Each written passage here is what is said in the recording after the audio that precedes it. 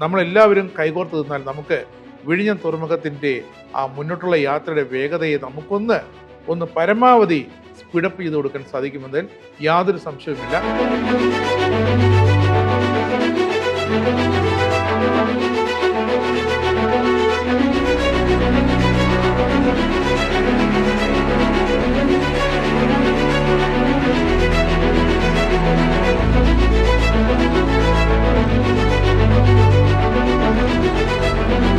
ഏറ്റവുംപൊട്ടായ ഗുണം വരണമെങ്കിൽ ആദ്യമായിട്ട് ചെയ്യേണ്ടത് ഇപ്പം ഔട്ടർ റിംഗ് റോഡ് എന്ന് പറയുന്നത് യാഥാർത്ഥ്യമാണ്. 5000 കോടിയുടെ ഇൻവെസ്റ്റ്മെൻ്റ് ഉള്ള ഒരു പ്രോജക്റ്റിൻ്റെ പരിചയമുള്ള ആളാണ് അദ്ദേഹം ഇവിടെ സ്ഥലം എടുക്കാനായിട്ട് വന്നപ്പോഴത്തേക്ക്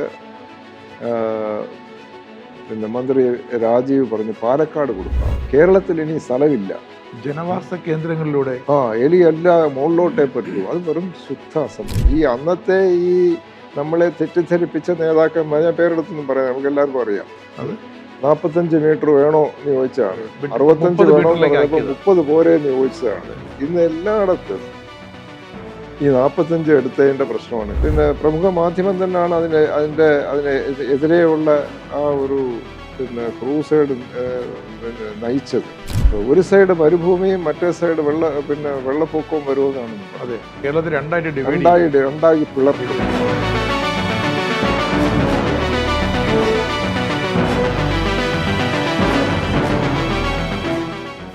നമസ്കാരം മാന്യപ്രേക്ഷകരെ, വിഴിഞ്ഞം തുറമുഖവുമായി ബന്ധപ്പെട്ട ചില സുപ്രധാനമായ നിർണായകമായ വിവരങ്ങൾ, എങ്ങനെയാണ് വിഴിഞ്ഞം തുറമുഖം തുടക്കത്തിലെ ഒന്ന് കിതച്ച് മുന്നോട്ട് കൊണ്ടുപോകുന്നത് എന്ന ചില വിവരങ്ങളാണ് ഞങ്ങൾ ആദ്യം എപ്പിസോഡിൽ നിങ്ങളെ വ്യക്തമായി നിങ്ങൾക്ക് മനസ്സിലാക്കി തന്നത്. നമ്മോടൊപ്പം ആദ്യം എപ്പിസോഡിലുണ്ടായിരുന്നത് ശ്രീ അനിൽകുമാർ പണ്ടാലയായിരുന്നു.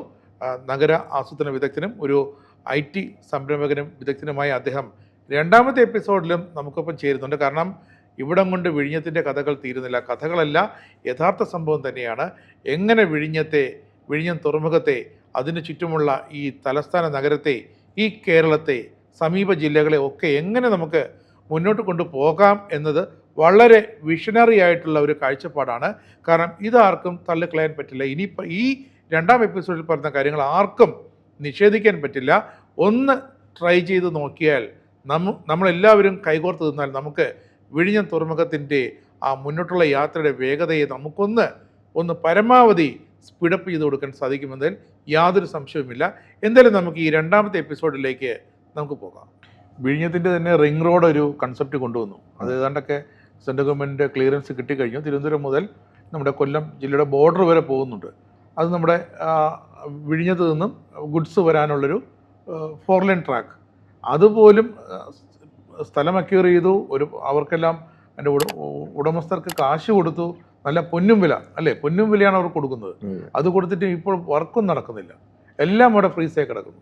പിന്നെ വിഴിഞ്ഞത്ത് നിന്നും റെയിൽ മാർഗം ഈ ഗുഡ്സ് കൊണ്ടുപോകാന്ന് പറഞ്ഞാൽ 9 കിലോമീറ്റർ ഇപ്പോഴാണ് ടെൻഡർ ആയത്, അല്ലേ. കൊങ്കൺ റെയിൽവേ കോർപ്പറേഷനാണ്. അതെ, ഇപ്പോഴാണ് വെറും 9 കിലോമീറ്റേഴ്സ്.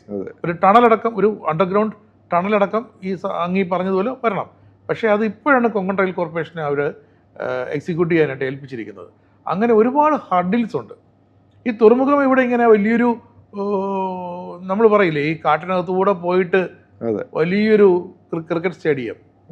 അതെ, എന്താണ് അതിൻ്റെ ബെനിഫിറ്റ്? 3 കിലോമീറ്റർ നമ്മൾ ഈ കാട്ടിനകത്തുകൂടെ ഓഫ് റോഡ് യാത്ര ചെയ്തിട്ട് ക്രിക്കറ്റ് കാണാൻ ആരെങ്കിലും പോവുമോ? അതേപോലെയാണ് ഈ വരുന്ന കണ്ടെയ്നേഴ്സിനെ ക്ലിയർ ചെയ്യണ്ടേ? ഈ വരുന്ന കണ്ടെയ്നേഴ്സിനെ, ഓഫ് ലോഡ് ചെയ്യുന്ന കണ്ടെയ്നേഴ്സിനെ എടുത്ത് അവിടുന്ന് മാറ്റിയാൽ മാത്രമല്ലേ അടുത്ത മദർഷിപ്പ് വരികയുള്ളൂ. ശരിക്കും പറഞ്ഞാൽ വിഴിഞ്ഞം ഇന്റർനാഷണൽ സീപോർട്ടാണ് ഇതെല്ലാം ചെയ്യേണ്ടത്. അതായത് ഒരു വിഴിഞ്ഞം പദ്ധതി ഇട്ടു, അത് ടെൻഡറായി ഒരാൾക്ക് കൊടുത്തു. പിന്നെ അവരുടെ ജോലി എന്താണ്? അവരുടെ ഈ കംപ്ലീറ്റ് ഇൻഫ്രാസ്ട്രക്ചർ പ്ലാൻ ചെയ്ത് അതിനുള്ള ഫെസിലിറ്റേഷൻ എന്ന് പറയും, എനിക്കൊന്ന് മലയാളത്തിൽ അറിയില്ല, അത് സഹായിക്കുക. അതൊന്നും അവിടെ കാണുന്നില്ല. ചെയ്യുന്നുണ്ടോന്നുള്ളത് എനിക്ക് അറിഞ്ഞുകൂടാ. ഒരുപാട് ആൾക്കാർ ട്രസ്റ്റ് ചെയ്തു ഗവൺമെന്റിനെ. വിഴിഞ്ഞം പോർട്ട്, അദാനി പോർട്ട് നമ്മുടെ സ്റ്റേറ്റ് ഗവൺമെന്റിന്റെ ഇനിഷ്യേറ്റീവിനെ ട്രസ്റ്റ് ചെയ്തു. അതുകൊണ്ട് ഇതെല്ലാം സ്റ്റേറ്റ് ഗവൺമെന്റ് അങ്ങ് വിട്ടുകൊടുത്തു. Infrastructure, ring roads, off line road, അങ്ങനെ റെയിൽ ട്രാക്ക്, ഇതെല്ലാം അവർ സ്റ്റേറ്റ് ഗവൺമെന്റിനെ അങ്ങ് ട്രസ്റ്റ് ചെയ്ത് അവർക്ക് എക്സിക്യൂട്ടീവിൻ്റെ അവർക്കങ്ങ് വിട്ടുകൊടുത്തു. അവിടെ വന്ന പാലിച്ചയില്ലേ ഇപ്പോൾ അത് ഈ ലാഗ് ചെയ്യുന്നത്? തീർച്ചയായിട്ടും. മാത്രമല്ല ഇപ്പം തന്നെ ഈ ഇൻവെസ്റ്റേഴ്സ് മീറ്റ് നടന്നപ്പം, കഴിഞ്ഞ ഇൻവെസ്റ്റേഴ്സ് മീറ്റ് നടന്നപ്പോഴത്തേക്ക് 5000 കോടിയുടെ ഇൻവെസ്റ്റ്മെൻ്റ് ഉള്ള ഒരു പ്രോജക്റ്റിൻ്റെ എനിക്ക് പരിചയമുള്ള ആളാണ്. അദ്ദേഹം ഇവിടെ സ്ഥലം എടുക്കാനായിട്ട് വന്നപ്പോഴത്തേക്ക് പിന്നെ മന്ത്രി രാജീവ് പറഞ്ഞു പാലക്കാട് കൊടുക്കാം. അപ്പോൾ പുള്ളി പറഞ്ഞു നിങ്ങൾക്ക് വിഴിഞ്ഞം പോർട്ട് ഉപയോഗിക്കണമെന്നല്ലേ ഉള്ളൂ, പാലക്കാടായാലും എന്താ കുഴപ്പം, അങ്ങനെയാണ് പിന്നെ ബാംഗ്ലൂർ പോരെ. അതെ. വിഴിഞ്ഞം പോർട്ടിൻ്റെ അവിടെ ചുരുക്കം പറഞ്ഞാൽ ഈ 1000 ഏക്കർ എടുക്കും എന്നൊക്കെ പറഞ്ഞതേ ഉള്ളൂ, ഒന്നും എടുത്തിട്ടില്ല, ഒരു നടന്നിട്ടില്ല. അതിൻ്റെ ഈ സമയം കൊണ്ട് അവിടെ ഒരുപാട് പേര് സ്ഥലം വാങ്ങിച്ച് കൂട്ടിയിട്ടുണ്ട്. പറയുമ്പം പിന്നെ മോശമായ കാര്യങ്ങളാണ്, അത് വെളിയിൽ പറയാൻ കൊള്ളില്ല. ഒരുപാട് പേര് അവിടെ സ്ഥലം വാങ്ങിച്ച് കൂട്ടിയിട്ടുണ്ട്. ഇതെല്ലാം വാങ്ങിച്ചിട്ട് ഇപ്പം റീസെയിൽ വാല്യൂ അവിടെ ജാക്കപ്പ് ചെയ്ത് ഒരു ആവറേജ് 5 to 7 lakhs ആക്കി മാറ്റി വെച്ചിട്ടുണ്ട്. ഇതൊക്കെ 25-30,000 രൂപയ്ക്ക് ഇരുന്ന് കിടന്ന സ്ഥലങ്ങളാണ്. അതെല്ലാം ഇപ്പം 6 ലക്ഷം 7 ലക്ഷം ഒക്കെയാണ് പറയുന്നത്. ഈ ഔട്ടർ റിംഗ് റോഡ് എന്ന് പറയുന്ന ഇപ്പം അതിൻ്റെ ഇപ്പം പറഞ്ഞുകൊണ്ട് ഞാൻ പറയുകയാണ്, ഇത് 2013-14 കാലഘട്ടത്തിൽ ക്യാപിറ്റൽ റീജിയൻ ഡെവലപ്മെൻറ്റ് പ്രോജക്റ്റ് 2 ആയിട്ട് എടുത്ത ഒരു പദ്ധതിയാണ്. അതായത് നമ്മുടെ സെൻറ്റർ ഫോർ മാനേജ്മെൻറ്റ് ഡെവലപ്മെൻ്റ് ആണ് അത് ബിഡ് ഔട്ട് ചെയ്ത് അതിന് ടെൻഡർ കിട്ടിയത്. അതിൻ്റെ പ്രൊപ്പോസൽസ് സബ്മിറ്റ് ചെയ്ത് അതിനുള്ള ഫീസിബിലിറ്റീസും പിന്നെ DPR ലെവലിലേക്ക് കൊണ്ടുപോകാനായിട്ടും ഉള്ള ട്രാൻസാക്ഷൻ അഡ്വൈസേഴ്സായിട്ട് എടുത്തത് ഞങ്ങളുടെ കമ്പനി IL&FS എന്ന് പറയുന്ന കമ്പനിയാണ്. ഞാനായിരുന്നു എൻ്റെ ഹെഡ്. ഈ ഔട്ടർ റിംഗ് റോഡ് എന്ന് പറയുന്നതിൻ്റെ കോൺസെപ്റ്റ് ഞാനിട്ട കോൺസെപ്റ്റാണ്. പക്ഷെ ഞാനതിന് പൂർണ്ണമായിട്ടും അത് എൻ്റെ കോൺസെപ്റ്റ് എന്ന് പറയുന്നില്ല. കാരണം 2005 എക്സ്പ്രസ് വേ കേരള ഹൈസ്പീഡ് കോറിഡോർ കമ്പനി എന്ന് പറഞ്ഞിട്ടുണ്ട്, അതിൻ്റെ ഡയറക്ടറായിരുന്നു ഞാൻ. അത് IL&FSൻ്റെ കമ്പനിയായിരുന്നു. പിന്നെ AK ആൻ്റണി സാറായിരുന്നു എൻ്റെ ചെയർമാൻ. അങ്ങനെ ഒരു കോൺസ്റ്റിറ്റ്യൂട്ട് ചെയ്ത കമ്പനിയാണ്. അത് തിരുവനന്തപുരം തൊട്ട് കാസർഗോഡ് വരെയുള്ള എക്സ്പ്രസ് വേ. ആ എക്സ്പ്രസ് വേ ഞങ്ങൾ അതിൻ്റെ ഫണ്ട് കൊണ്ടുവന്ന് ഞങ്ങളത് build operate and transfer design build operate and transfer ബോർഡിൽ ചെയ്യാം എന്ന് പറഞ്ഞാണ് കൊണ്ടുവന്നത്. അപ്പോൾ അതിൻ്റെ തുടക്കം വിഴിഞ്ഞത്തുനിന്നായിരുന്നു. തുടങ്ങി പിന്നെ പള്ളിപ്പുറത്തിനപ്പുറത്ത് വന്ന് മംഗലപുരത്ത് വന്ന് കയറുന്ന ഒരു ഇതായിരുന്നു. ഞാൻ ആ അലൈൻമെൻറ്റ് തന്നെയാണ് എടുത്തത്. പക്ഷേ എൻ്റെ കോൺസെപ്റ്റിലൊരു വ്യത്യാസം വന്നത്, ഇതൊരു ഇന്നത്തെ ടെർമിനോളജിയിൽ എനിക്ക് ഈ ടെർമിനോളജി ഒന്നും അറിഞ്ഞുകൂടാ.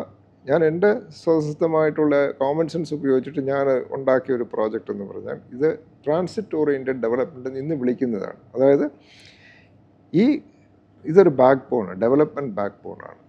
ആ ഡെവലപ്മെൻറ്റ് ബാക്ക് ബോൺ എന്ന് പറഞ്ഞാൽ 2 കിലോമീറ്റർ തൊട്ട് 3 കിലോമീറ്റർ വൈഡായിട്ടുള്ളൊരു ബാക്ക് ബോണാണ്. അതിൽ റോഡ് ഈസ് ഓൺലി ഇൻസിഡൻ്റൽ, അഥവാ road is the main backbone. ആ റോഡ് പിന്നെ നമ്മുടെ ഡിമാൻഡ് അനുസരിച്ച് എക്സ്പാൻഡ് ചെയ്ത് പോകത്തൊക്കെ ഒരു റോഡാണ്. ആദ്യത്തെ 100 മീറ്റർ വൈഡ് റോഡാണ്. പക്ഷേ റോഡ് ടാർഡ് സർഫസ് എന്ന് പറയുന്നത് നമുക്ക് ആവശ്യമുള്ള സർഫസേ കാണും. പക്ഷെ 100 മീറ്റർ വൈഡാണ്. അതിൻ്റെ 2 സൈഡിലും 500 മീറ്റർ വെച്ചിട്ട് ഡെവലപ്മെൻറ്റ് സോൺസാണ്.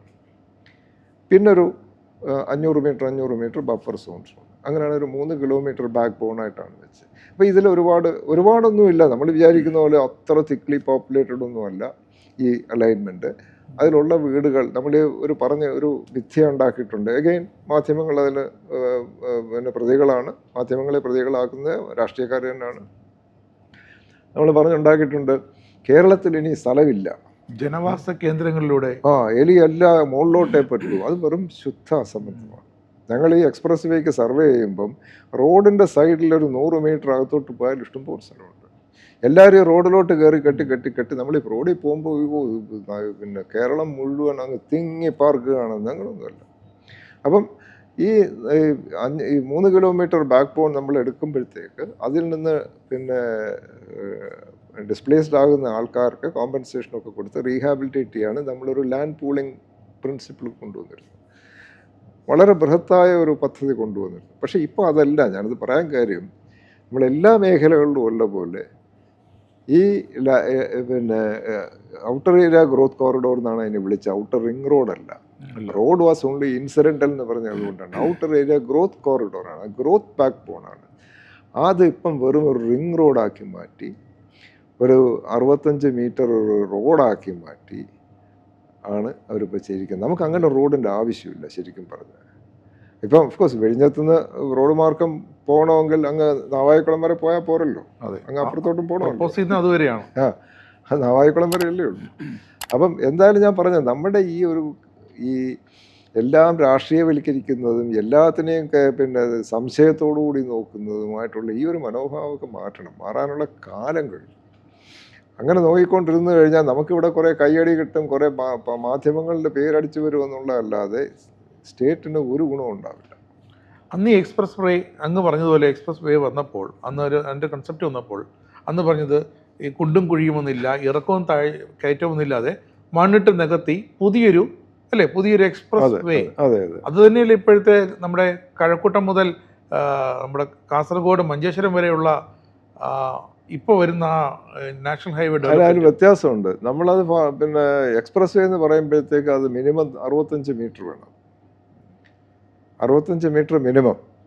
അത് പലയിടത്തും അത് പിന്നെ ആവശ്യാനുസരണം നമ്മൾ എക്സ്പാൻഡ് ചെയ്തിട്ട് എക്സ്പ്രസ് വേയിൽ ഈ പിന്നെ സ്കൂട്ടറുകളും അതൊന്നും പോകാൻ പറ്റില്ല. അഥവാ അത് പോകാൻ പറ്റുന്ന സ്ഥലത്താണെങ്കിൽ പ്രത്യേക ലെയിൻസ് കാണും, അതുവഴി പോകാവും.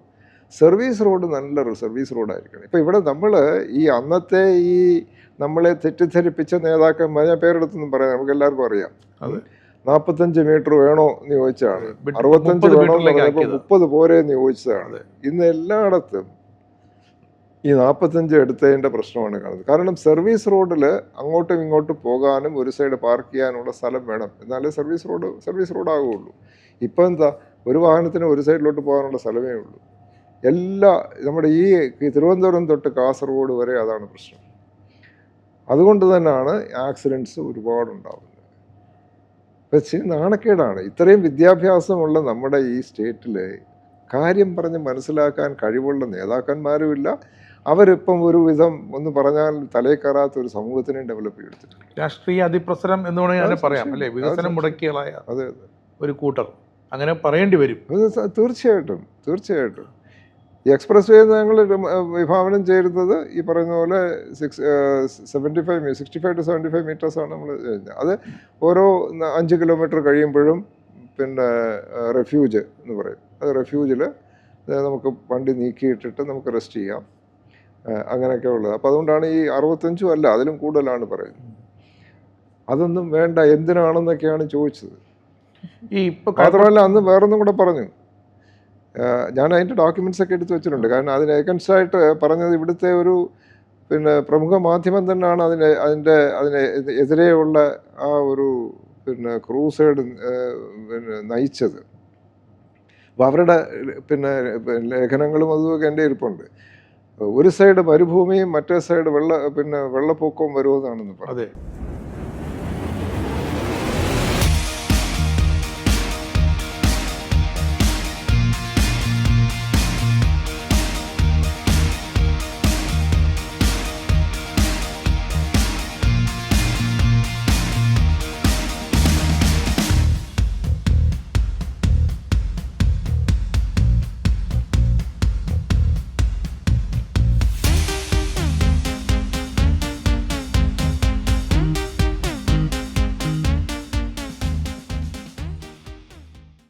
കേരളത്തിൽ രണ്ടായി പിളർക്കും. ഇപ്പുറത്തുള്ളവർക്ക് അടുത്ത അയൽക്കാരെ കാണണമെങ്കിൽ അടുത്തൊരു രാജ്യം പോലെ ആയി പോകും. പശു എങ്ങനെ ക്രോസ് ചെയ്യും, ഇപ്പുറത്തുള്ള ആളുടെ പശു മേയാൻ പോയ പശു എങ്ങനെ തിരിച്ചു വരും എന്നാണ് ചോദിച്ചത്. അത് കേട്ട് കൈകൊട്ടാൻ നമ്മുടെ ഈ വിദ്യാസമ്പന്നരായിട്ടുള്ള ലിറ്ററേറ്റ് സമൂഹം ഉണ്ടായിരുന്നു. അത് വളരെ ഈ ചോദ്യം പണ്ട് പശ്ചിമ ബംഗാളിലെ CPM-കാർ ചോദിച്ചിരുന്നു. അല്ലെ, ബംഗ്ലാദേശിൽ നിന്നും പശു എങ്ങനെ ഇപ്പുറത്ത് വരും, ഞങ്ങളുടെ പശു എങ്ങനെ രാവിലെ തീറ്റ എടുക്കാൻ അപ്പുറത്ത് പോകും, അല്ലേ? ഇതായിരുന്നു അന്നത്തെ ചോദ്യം. അത് രണ്ട് കൺട്രീസ് നമ്മൾ അതിർത്തിയാണ്, അതേ ക്വസ്റ്റ്യനാണ്, അതേ ടീമുകളാണ്, അല്ലെങ്കിൽ അതേ കൺസെപ്റ്റാണ് അവരോട് എക്സിക്യൂട്ട് ചെയ്യാൻ നോക്കിയത്. അടുത്ത ചോദ്യം സാർ, ഈ പറയുന്ന കഴക്കൂട്ടം മുതൽ മഞ്ചേശ്വരം വരെയുള്ള ആ ഒരു നമ്മുടെ കേരളത്തിൻ്റെ എൻഡ് വരെയുള്ള ഈ 4 വരി പാത വരുന്നു. ഇത് വന്നു കഴിഞ്ഞാൽ എത്രത്തോളം വിഴിഞ്ഞതിന് ഗുണകരമാകും?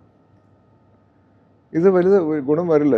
ഇപ്പം നമ്മുടെ ഈ 4 വരിപ്പാത തിരുവനന്തപുരം കാസർഗോഡ് എന്ന് പറയുന്നത് തന്നെ ഇപ്പോഴത്തെ ട്രാഫിക്കിന് അത് കപ്പാസിറ്റി ഒരു 60-70% കപ്പാസിറ്റി യൂട്ടിലൈസേഷൻ വരും. നമ്മൾ ഈ റോഡ് ഡിസൈൻ ചെയ്യുന്നത് കപ്പാസിറ്റി വെച്ചിട്ടാണ്. അതായത് ആദ്യം നമ്മൾ പിന്നെ ട്രാഫിക് വോള്യൂംസ് സ്റ്റഡി ചെയ്യും. ഈ നാഷണൽ ഹൈവേ പ്ലാൻ ചെയ്തത് എപ്പോഴാണ് പ്ലാൻ ചെയ്തത്? 90കളിൽ പ്ലാൻ ചെയ്തതാണ്. തിരുവനന്തപുരം ബൈപ്പാസ് പ്ലാൻ ചെയ്തത് 92-93 ബൈപ്പാസ് പ്ലാൻ. അതെ, അതിപ്പോഴും ഇപ്പോഴാണ് യാഥാർത്ഥ്യമായത്. ഒരു 6-7 വർഷമേ ആയിട്ടുള്ളൂ. കാരോട് പോയി ഓപ്പൺ ചെയ്ത് ഈ ഇടയ്ക്കാണ്. അതെ. അപ്പം നമ്മളുടെ ഈ ഒരു ഡിലേ വരുമ്പോൾ അത് തന്നെ പിന്നെ കപ്പാസിറ്റി യൂട്ടിലൈസേഷൻ കൂടും. ഇപ്പോൾ കവടിയാർ ഞങ്ങൾ റോഡ് വൈഡൻ ചെയ്ത് ഒരു മോഡൽ, ഇത് ഞങ്ങളുടെ ഒരു ഇങ്ങനെയാണ് ഞങ്ങൾ റോഡ് ചെയ്യാമോ, അത് ഞങ്ങളുടെ ഒരു സ്ട്രാറ്റജി ആയിരുന്നു. ഇങ്ങനെയാണ് തിരുവനന്തപുരം നഗര റോഡ് വികസന പദ്ധതി വരുമ്പോൾ നിങ്ങൾക്ക് ഓരോ ഉപഭോക്താവിനും കിട്ടുന്ന ഫെസിലിറ്റി ഇതാണെന്ന് കാണിക്കാനായിട്ട് അത് ചെയ്തു. അത് ചെയ്തപ്പോൾ അവിടെ പിന്നെ ട്രാഫിക് വോള്യൂം എന്ന് പറയുന്ന ലേറ്റസ്റ്റ് ഇപ്പം അന്ന് 1 ആണെങ്കിൽ ഇന്ന് അത് 10 ആണ്. അത് 2005 ആ റോഡ് തുറന്നത്. ഞങ്ങളുടെ പിന്നെ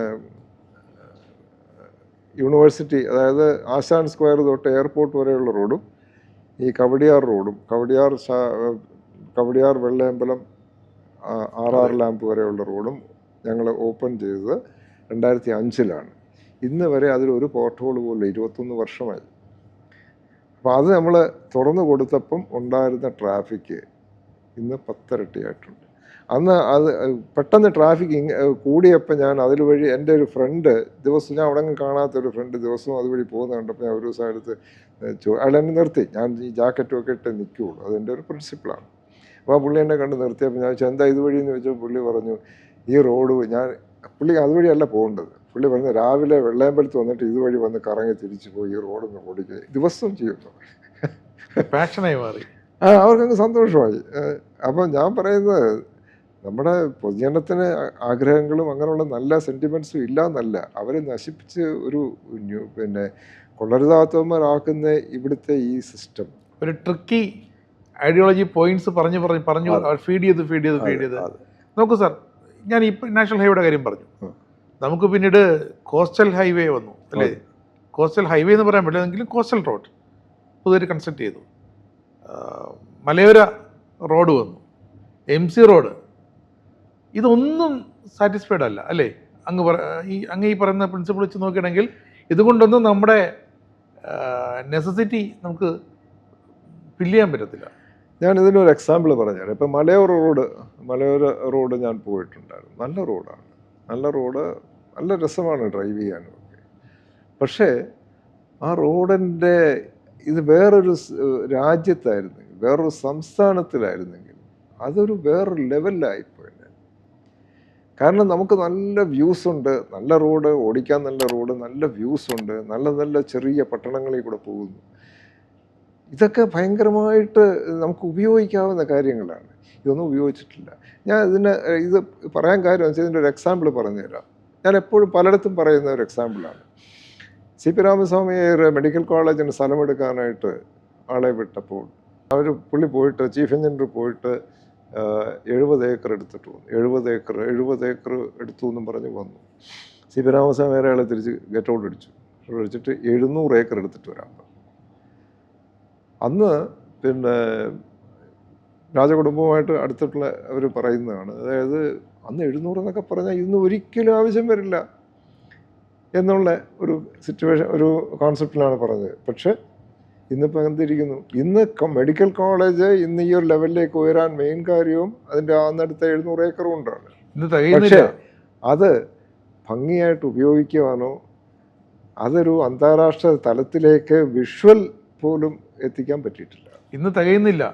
രണ്ടാമത്തെ മെഡിക്കൽ കോളേജിന് ബജറ്റിൽ അലൊക്കേഷൻ കൊണ്ടുവന്നിരിക്കുകയുണ്ട്, ജനറൽ ഹോസ്പിറ്റൽ. അതെ. അപ്പോൾ നെസസിറ്റി നമ്മുടെ നീഡ്സ് ഒന്നും ഫുൾഫിൽ ചെയ്യാൻ പറ്റുന്നില്ല. ഈ മലയോര റോഡ് ഇപ്പം തന്നെ ഒറീസയിൽ തീരദേശ റോഡ് അനൗൺസ് ചെയ്തെന്ന് പറഞ്ഞ് ഇന്ന് പത്രവാർത്ത വന്നിട്ടുണ്ട്. അവർ വിഭാവനം ചെയ്തിരിക്കുന്ന കാരണം റോഡ് അത് വേറൊരു കാര്യം. 2 സൈഡും നല്ല ഉദ്യാനങ്ങളും അതും ഇതും റെസ്റ്റ് ഏരിയാസും അതും ആ റോഡങ്ങ് ഒരു സംഭവമാക്കി മാറ്റുകയാണ്. ഈ വിഴിഞ്ഞം പോർട്ട് പെട്ടെന്നൊരു ഈ സെക്കൻഡ് ഫേസ് നടന്നുകൊണ്ടിരിക്കുകയാണല്ലോ, അതിൻ്റെ കൺസ്ട്രക്ഷൻ നടന്നുകൊണ്ടിരിക്കുകയാണ്. സൈമിൾട്ടേനിയസ്ലി വിഴിഞ്ഞം ഫസ്റ്റ് ഫേസ് ഓപ്പറേഷനിലാണ്. ആൻഡ് 1000 മദർഷിപ്സ്, ഹ്യൂജ് വെസൽസ് ഇവിടെ എത്തിയിട്ടുണ്ട്. ലാസ്റ്റ് വന്നത് MSCയുടെ തന്നെ ഒരു വെസലാണ് വരുന്നുണ്ട്. നല്ല കാര്യം. വളരെ ക്വിക്കായിട്ട് കേരളത്തിന് അതൊരു ട്രിവാൻഡ്രത്തിന് മാത്രമല്ല കേരളത്തിന് മൊത്തത്തിൽ അതൊരു നമ്മുടെ ടാക്സ് റവന്യൂവിലടക്കം ഒരു ഗ്രോത്ത് കിട്ടാൻ പെട്ടെന്ന് നമുക്ക് ഇംപ്ലിമെൻ്റ് ചെയ്യാൻ പറ്റുന്നൊരു ഒരു കാര്യം, ഒരു റെഡ് ടേപ്പ് ഒന്നുമില്ലാതെ എന്തായിരിക്കും അത് അങ്ങയുടെ മനസ്സിൽ? ഗേറ്റ് വേ പോർട്ട് ആയിട്ടുള്ളതാണോ പറയുന്നത് അതോ അല്ലാതാണോ പറയുന്നത്? ഗേറ്റ് വേ പോർട്ട് ആയാലും അല്ലെങ്കിലും എന്തെങ്കിലും ഗുണമുണ്ടാകണമല്ലോ. അല്ലെങ്കിൽ നമുക്ക് ഗുണമൊന്നുമില്ല, അതിനകത്ത് ഗുണമൊന്നുമില്ല. ഗേറ്റ് വേ പോർട്ട് ആകണം. ഗേറ്റ് വേ പോർട്ട് ആയാൽ മാത്രമേ ഗുണമുള്ളൂ. ഗേറ്റ് വേ പോർട്ട് ആയ ഗുണം വരണമെങ്കിൽ ആദ്യമായിട്ട് ചെയ്യേണ്ടത് ഇപ്പം ഔട്ടർ റിംഗ് റോഡ് എന്ന് പറയുന്നത് യാഥാർത്ഥ്യമാകണം. അത് വളരെ അത്യാവശ്യമാണ്. കാരണം അത് ഒന്നുമില്ലെങ്കിൽ ഒരു ചെറിയ ലോക്കൽ എക്കോണമിക്ക് കുറച്ചൊരു കോൺട്രിബ്യൂഷൻ വരും. പിന്നെ അത് വരുമ്പോഴത്തേക്ക് അതുവഴി കണ്ടെയ്നർ മൂവ്മെൻറ്റ്സും ഒക്കെ വരും. അപ്പോൾ കുറച്ച് ആൾക്കാർ അവരുടെ ഓഫീസസും ഒക്കെ തുടങ്ങും, ഈ കണ്ടെയ്നർ യാർഡ്സ് തുടങ്ങും. അങ്ങനെയൊക്കെയുള്ള കുറേ ഡെവലപ്മെൻറ്റ് ഇവിടെ വരും. അതിൽ കൂടുതൽ നമുക്ക് ഇപ്പം പിന്നെ ഒരു 5 വർഷക്കാലത്തേക്ക് നമ്മൾ പ്ലാൻ ചെയ്യുകയാണെങ്കിൽ പിന്നെ ചെയ്യേണ്ടത് medium scale industries, manufacturing industries ഇവിടെ വരാനായിട്ട് നമ്മൾ പ്രോത്സാഹിപ്പിക്കണം. അപ്പോൾ അതിന് ഇവിടുത്തെ തൊഴിലാളി സംഘടനകൾ ഒന്ന് മനസ്സ് വെച്ചാലേ പറ്റുള്ളൂ. കാരണം ഇന്നത്തെ ഈ ആറ്റിറ്റ്യൂഡ് വെച്ചിട്ട് ഇവിടെ ആരും ഇൻവെസ്റ്റ് ചെയ്യില്ല, കേരളത്തിൽ ആരും ഇൻവെസ്റ്റ് ചെയ്യില്ല. ഞാൻ പലയിടത്തും പറയുന്നതാണ്, ഞാൻ ഒരുപാട് ആൾക്കാരെ ഞാൻ എൻ്റെ സ്ഥാപനത്തിൽ എംപ്ലോയി ചെയ്തിരുന്നു, അവർ വന്നും പോയി. ഒരുപാട് ആൾക്കാർ എൻ്റെ ഒരു കാഴ്ചപ്പാട് കൊണ്ട് വളരെ ഉയരത്തിലേക്ക് പോയിട്ടുണ്ട്. ഞാൻ അവരുടെ പേരൊന്നും പറയുന്നില്ല. ഞാൻ എടുക്കുന്നതുകൊണ്ട് ഇവർ വന്നിട്ട് ആദ്യം ചോദിക്കുന്നത് ശമ്പളം എത്ര, കോളേജിൽ നിന്ന് വെളിയിറങ്ങി വന്നിട്ട് ആദ്യം ചോദിക്കുന്നത് ശമ്പളം എത്ര സാലറി. ഇപ്പം ഞാൻ പറയുന്ന ഇത്രയേ ഉള്ളൂ, നിങ്ങൾക്ക് എത്ര വേണം സാലറി? നിങ്ങൾക്ക് തരുന്ന സാലറി ഇപ്പോൾ 50,000 വേണോ ഒരു മാസം, 5 ലക്ഷം വേണോ, 50 ലക്ഷം വേണോ, ഞാൻ തരാം. പക്ഷേ എനിക്ക് അതിനനുസൃതമായിട്ടുള്ള റിട്ടേൺസ് നിങ്ങൾ ഉണ്ടാക്കി തരണം. ഇത് മനസ്സിലാക്കാൻ ഇവർക്ക് കഴിവില്ല. അവരുടെ വിചാരം 20 വയസ്സായി ഏതെങ്കിലും ഒരു കോളേജിൽ നിന്ന് എന്തെങ്കിലും ഒരു ഡിഗ്രി ആയിട്ട് ഇറങ്ങിക്കഴിഞ്ഞാൽ നമ്മൾ അവർക്ക് പൈസ കൊടുക്കണമെന്നാണ്. എവിടെയെങ്കിലും ജോലിക്ക് എവിടെയെങ്കിലും നമ്മുടെ ഓഫീസിലെ കാലെടുത്ത് വെച്ചാൽ നമ്മൾ കാശ് കൊടുക്കണം എന്നുള്ളൊരു ആറ്റിറ്റ്യൂഡാണ്. അത് ഞാൻ എന്നിട്ട് അവരുടെ അടുത്ത് പറയും, നിങ്ങൾ സെക്യൂരിറ്റി കാർഡായിട്ടല്ല എടുക്കുന്നത്, നിങ്ങളിവിടെ തടിയും ഫ്ലഷ് ആൻഡ് ബ്ലഡ് ഇവിടെ നിന്നു വെച്ച് നിങ്ങൾക്ക് കാശ് തരാൻ പറ്റില്ല. നിങ്ങൾ കോൺട്രിബ്യൂട്ട് ചെയ്യണം. കോൺട്രിബ്യൂട്ട് ചെയ്യണമെങ്കിൽ ഞാൻ ചെയ്യേണ്ട പണി, എനിക്കിപ്പോൾ സെയിൽസ് ഉണ്ട്, എനിക്ക് സർവീസ് ഉണ്ട്, നിങ്ങൾക്ക് ആ പണി അറിയാമോ, നിങ്ങൾക്ക് എക്സ്പീരിയൻസ് ഉണ്ടെങ്കിൽ ഞാൻ പൈസ തരാം, ഇല്ലെങ്കിൽ തരാൻ പറ്റില്ല. അപ്പോൾ ഈ ഒരു കോൺസെപ്റ്റ് ഇവിടുത്തെ യുവജനങ്ങളിൽ എത്തണം. ഇവരെന്താ ചെയ്യുന്നത്, പോയി എവിടെങ്കിലും പോയിട്ടൊരു ട്രെയിനിങ്, യാതൊരു വാല്യൂ ഇല്ലാത്ത ഓരോ സർട്ടിഫിക്കറ്റുമായിട്ട് വരും. ഈ സർട്ടിഫിക്കറ്റൊന്നും ഒരു വാല്യൂ ഇല്ല. സർക്കാർ കൊടുത്താലും, let me be very clear about it, ഒരു ക്ലാസ് റൂമിലിരുന്ന് പഠിച്ചിട്ട് വന്നിട്ട് ഒരു കാര്യവുമില്ല. തീർച്ചയായിട്ടും നമുക്കൊരു വർഷം നമ്മളൊരു ഓൺ ദ ജോബ് ട്രെയിനിങ് ചെയ്തിട്ടുണ്ടെങ്കിൽ പൈസ കൊടുക്കാം, അല്ലാതെ കൊടുക്കാൻ പറ്റില്ല, അല്ലാതെ അവർക്ക് അർഹിക്കുന്നില്ല. അങ്ങനെ സഹായിക്കണം എന്നുണ്ടെങ്കിൽ, സർക്കാരിന് യൂത്തിനെ സഹായിക്കണം എന്നുണ്ടെങ്കിൽ, സഹായിക്കുന്നതിന് കുഴപ്പമൊന്നുമില്ല. അങ്ങനെയാണെങ്കിൽ ഞങ്ങളുടെയൊക്കെ സമയത്തുണ്ടായിരുന്ന പോലെ സ്റ്റൈപ്പൻഡ് സ്കീം സർക്കാർ കൊടുക്കട്ടെ. ഇപ്പം ഞാനൊരാളെ എംപ്ലോയ് ചെയ്യുമ്പം ഞാൻ അയാൾക്ക് 10,000 രൂപ കൊടുക്കുകയാണെങ്കിൽ ആ 10,000 രൂപ സർക്കാർ എനിക്ക് തരട്ടെ, അല്ലെങ്കിൽ 5,000 രൂപ എനിക്ക് തരട്ടെ സർക്കാർ. അതാണ് സ്റ്റൈപ്പൻഡ് സ്കീം ഉണ്ടായിരുന്നത്. ഞാനൊക്കെ എങ്ങനെയാണ് പോയത്, ഞാൻ 76 എൻ്റെ ഫസ്റ്റ് എംപ്ലോയ്മെൻറ്റ് പോകുമ്പോൾ 180 രൂപയാണ് എൻ്റെ സാലറി. ബാംഗ്ലൂരാണ് ഞാൻ പോകേണ്ടി വന്നത്. HMD വാച്ച് ഫാക്ടറിയിലാണ് എനിക്ക് ട്രെയിനിങ്. ആ ട്രെയിനിങ്ങിന് പോകുമ്പോൾ ബാംഗ്ലൂർ താമസിക്കാൻ ആഹാരവും താമസവും കൂടെ പോലും 150 രൂപ തീരില്ല. വീട്ടിൽ നിന്നാണ് എനിക്ക് അയച്ചു തന്നിരുന്നത്. ഞാനൊന്നും കംപ്ലയിൻറ്റ് ചെയ്തില്ല. അതുകൊണ്ട് എന്താണ്, ഞങ്ങൾ ഒരുപാട് കാര്യങ്ങൾ പഠിച്ചു. ഞങ്ങൾക്ക് വർക്ക് പഠിച്ചെടുക്കുക എന്നുള്ളത്. HMDയിൽ അന്ന് വർക്ക് ചെയ്യുന്ന ഈവൻ സീനിയർ എക്സിക്യൂട്ടീവ് ഡയറക്ടർ അമിത പോലും ചോദിക്കുവാണെങ്കിൽ ഞങ്ങളെ ഓർമ്മിക്കും. ഞങ്ങൾ 4 പേരുണ്ടായിരുന്നു. എൻ്റെ കയ്യിൽ 3 ഡിപ്ലോമ ഹോൾഡേഴ്സ്, ഞാൻ അവരുടെ ടീം ലീഡറായിട്ട്. ഞങ്ങൾ 4 പേരെ അവർക്കറിയാം. അത്ര ഞങ്ങൾ ഫേമസ് ആയ അവിടെ. വേറെ ഒന്നുമില്ല, വർക്കിൻ്റെ കാരണം. ഞങ്ങൾ ആ പഠിക്കണം എന്നുള്ളത്. ഞങ്ങൾക്ക് ശമ്പളം നമ്മളത് സാരമില്ല, വീട്ടിൽ നിന്ന് വന്നുകൊണ്ടിരുന്നു. 6 മാസം കഴിഞ്ഞ് 1 വർഷം കഴിഞ്ഞപ്പോഴത്തേക്ക് നമുക്ക് സാലറി കൂട്ടി തന്നു. ആ ഒരു ആറ്റിറ്റ്യൂഡ് വേണം ഇവിടുത്തെ യൂത്തിന്. ഇല്ലെങ്കിൽ ഇവിടെ ഒരു ഇൻഡസ്ട്രിയും വരില്ല. രണ്ടാമത് ഇവർ ചോദിക്കുന്നത്, ആദ്യം സാലറിയുടെ ചോദിക്കുന്നു, രണ്ടാമത് ചോദിക്കുന്നത് വർക്കിംഗ് ടൈമിങ് എങ്ങനെയാണ്. വർക്കിംഗ് ടൈം എന്തായാലും എന്താ, ഇവർ 9 മണിയെന്ന് പറഞ്ഞാൽ 10 വരൂ. എന്നിട്ട് നമ്മൾ സാലറി കട്ടൊക്കെ നേരത്തെ പറയും, താമസിച്ചാൽ സാലറി കട്ട് ചെയ്യും. സാലറി കട്ട് ചെയ്യുമ്പോഴത്തേക്ക് മുഖമൊക്കെ അങ്ങ് കറക്കും. അതൊന്നും പാടില്ല. അവരുടെ ഇഷ്ടം പോലെ വരണം. 5:30 കൃത്യമാകുമ്പോൾ പോവും. അങ്ങനെ 5:30 പറഞ്ഞു പോയിട്ടുണ്ടെങ്കിൽ 5:30 കൃത്യമായിട്ട് പോവും. ഈ ആറ്റിറ്റ്യൂഡൊന്നും വെച്ച് പൊങ്ങി വരാൻ കഴിയില്ല. ഉയർന്നു വന്നിട്ടുള്ള എല്ലാ വ്യക്തികളും ഇതെല്ലാം മാറ്റി വെച്ചിട്ട് ജോലി ചെയ്തവരേ ഉള്ളൂ. അല്ലാതെ ആരും പൊങ്ങി വന്നിട്ടില്ല. കൃത്യം 5:30 അങ്ങോട്ട് ഇറങ്ങിപ്പോയി പിന്നെ തട്ടുകടയിൽ പോയി ചായ കുടിക്കണം, വാഴ കുടിക്കണം, അടിച്ചു പൊളിക്കണം. ഇതൊക്കെ ഒരു ലെവൽ എത്തിക്കഴിഞ്ഞ് ചെയ്തോളൂ, ചെയ്യണ്ടെന്ന് പറയുന്നില്ല. ആ ലെവൽ എത്താൻ നമുക്ക് വലിയ സമയം നഷ്ടമൊന്നുമില്ല. ഇപ്പോൾ 18-20 വയസ്സിൽ വന്നു കഴിഞ്ഞാൽ ഒരു 4-5 വർഷം ഒന്ന് ബുദ്ധിമുട്ടും. ഞാൻ പറയുന്നത് 10 വർഷമാണ് പോട്ടെ, 4-5 വർഷം ബുദ്ധിമുട്ടും. 25 വയസ്സ് തൊട്ട് അടിച്ചു പിടിച്ചോളൂ. അത് ചെയ്യുന്നില്ല. അപ്പോൾ ഇങ്ങനെയുള്ള ഒരു മെൻറ്റാലിറ്റി ഇവിടുന്ന് മാറണമെങ്കിൽ നമ്മുടെ നേതാക്കന്മാർ ഇതിൽ ഇച്ചിരി ശ്രദ്ധ ചെലുത്തണം. വർക്ക് കൾച്ചർ, ഈ trade union mentality. Trade union മോശമെന്ന് ഞാൻ പറയുന്നില്ല, ട്രേഡ് യൂണിയൻ ആവശ്യമാണ്, ശരിയാണ്. എന്തിലും ട്രേഡ് യൂണിയൻ എന്നുള്ള ഈ ഒരു മെൻറ്റാലിറ്റി മാറുക. അപ്പോൾ അത് മാറ്റിയെടുത്താൽ നമുക്കിവിടെ ഈ 5 വർഷത്തിൽ നമ്മൾ ഇന്നത്തെ ഒരു തോതിനെക്കാട്ടിലും ഒരു 10 ഇരട്ടി ഇവിടെ ഇൻഡസ്ട്രീസ് വരും. എന്തുകൊണ്ടാണ് കോയമ്പത്തൂർ ഇങ്ങനെ എക്കണോമിക്കലി ഒരു ഭയങ്കര കോൺട്രിബ്യൂട്ടറാണ് തമിഴ്നാട്ടിന്. എല്ലാ ഒരു എൻജിനീയറിംഗ് ഇൻഡസ്ട്രിയിൽ Coimbatore has A leading place. എന്തുകൊണ്ടാണ്?